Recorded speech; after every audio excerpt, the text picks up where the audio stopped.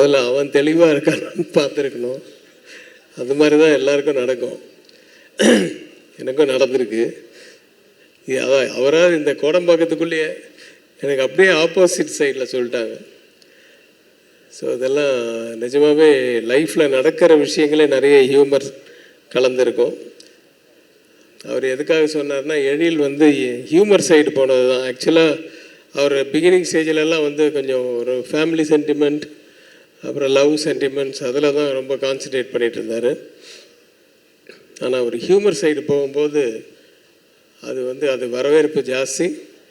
அது என்றைக்குமே நிலைச்சுன்னு இருக்கும். ஹியூமர் வந்து எப்பவுமே சினிமாவுக்குன்னு வரும்போது, ஒரு என்டர்டெயின்மெண்ட் மீடியாவுக்குள்ளே வரும்போது மக்கள் வந்து மனசார சிரிச்சிட்டு அது பண்ணுறல அதில் ஒரு எப்பவுமே தனி அலாதி ஒரு இன்பம் இருக்கும்.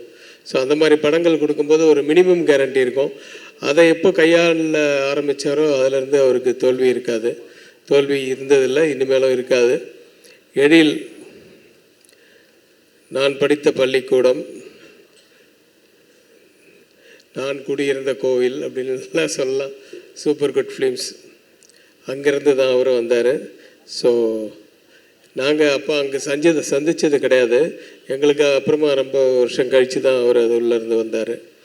ஆனால் நேற்று சௌத்ரி சாரை பார்க்கும்போது அவர் இப்போ ஒரு மலையாளத்தில் ஒரு படம் பண்ணிகிட்ருக்காரு, தெலுங்கில் ஒரு படம் பண்ணிகிட்ருக்காரு. அதுவும் நியூ ஃபேஸ் டைரக்டர் தான். இது எத்தனை டைரக்டர் சார்? அதெல்லாம் யாரையா கணக்கு வச்சுருக்குது அப்படின்றது அவருக்கே தெரியல. ஸோ அப்படி new face directors, new face technicians, நிறைய ஆர்டிஸ்ட்டு இதெல்லாம் இன்ட்ரடியூஸ் பண்ண அவருக்கே கணக்கு தெரில. அவர் இப்போ 98 படம் முடிஞ்சிச்சு. 100வது படம் மிகப்பெரிய படமாக அவர் படம் வரணும்.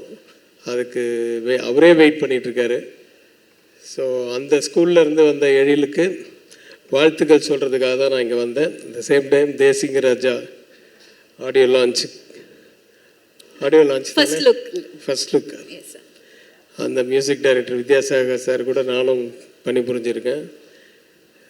ஞானசன்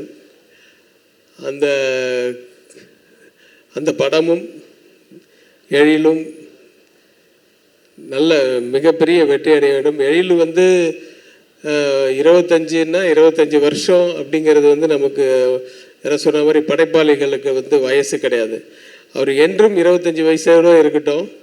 25 வயசாக மைண்டில் இருந்தால் தான் கதைகளும் வரும், ஹியூமரும் வரும், காட்சிகளும் வரும். அப்படி இயக்கக்கூடிய ஒரு திறமைசாலியான ஒரு இயக்குனர். எனக்கு வாழ்த்த வயது இருக்குது, அதனால் வாழ்க பல்லாண்டு எழில். இன்னும் நிறைய படங்கள் பண்ணணும். ஏன்னா 50 படம் பண்ணும்போது இன்னும் கொஞ்சம் கம்மியாயிடும்.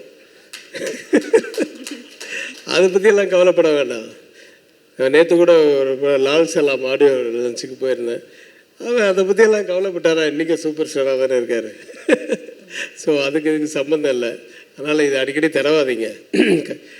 ஸோ வயசு ஆனாலும் என்றைக்குமே வந்து சினிமாக்காரங்களுக்கு அது ஒரு இளமை இது கொடுக்கும். காரணம் வந்து இந்த நம்மளுடைய கற்பனைகள், அந்த மாதிரி கற்பனைக்கு வயசே கிடையாது. ஏன்னா நம்ம சின்ன வயசில் பார்த்த அனுபவங்களை இன்றைக்கி பண்ணும்போது நம்மளும் அந்த சின்ன வயசுக்கு போனால் தான் அதை படம் பண்ண முடியும். ஸோ அதனால் அந்த வயசு வந்து என்றைக்குமே ஒரு காரணமாக இருக்காது. என்றைக்கும் இளமையான படங்களை எடுத்துகிட்டு இருக்கலாம். இளமையான படங்கள் தான் இன்றைக்கி நல்லா ஓடுது. இன்றைக்கி தேட்டர்லேயே வந்து ஜனங்கள் பார்க்கணுன்னா யூத்து தான் வந்து பார்க்குறாங்க. ஸோ அதனால் இளமையான படங்களே நிறைய எடுக்கணும். வாழ்த்துக்கள் எழில். என்னையும் அழைத்து இந்த விழா மேடையில் நிற்க வைத்ததற்கு நன்றி. வணக்கம். பாதகம் செய்பவரை கண்டால் நாம் பயங்கொள்ளலாகாது பாப்பா. மோதி மிதித்து விடு பாப்பா, அவர் முகத்தில் உமிழ்ந்து விடு பாப்பா. அண்மை செய்திகளை உடனுக்குடன் தெரிந்து கொள்ள இணைந்திருங்கள் இயம்நாடு தொலைக்காட்சியுடன்.